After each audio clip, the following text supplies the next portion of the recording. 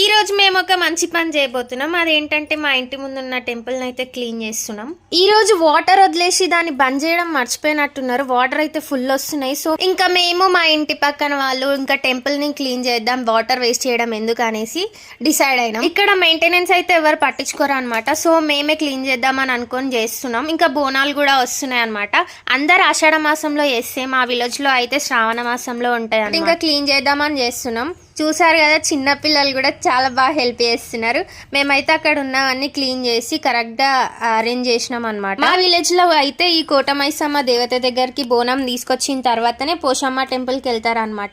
చూసారు కదా, మేము ఇలా క్లీన్ చేసి ఫస్ట్ బొట్టు పెట్టి దీపం అయితే వెలిగించినాం. మేమైతే ఇక్కడ క్లీన్ చేసినంత సేపు చాలా బాగా ఎంజాయ్ చేసినాం అనమాట. క్వాలిటీ టైం స్పెండ్ చేసినాం అందరితోని. చూసిరు కదా, మా మమ్మీ ఆ పిల్లోడితోనైతే చిన్న పిల్లల ఆడుకుంటుంది. ఇలానే మీరు కూడా కొద్దిసేపు ఫోన్స్ పక్కన పెట్టి మీకు నచ్చిన వాళ్ళతో టైం స్పెండ్ చేయండి. ఇంతకీ మేము చేసిన వర్క్ మీకు నచ్చిందా? ఇలా ఉంటున్న టెంపుల్ ని మేమైతే ఇలా క్లీన్ చేసాం. ఈ వీడియో కనుక మీకు నచ్చితే please do like, share and subscribe.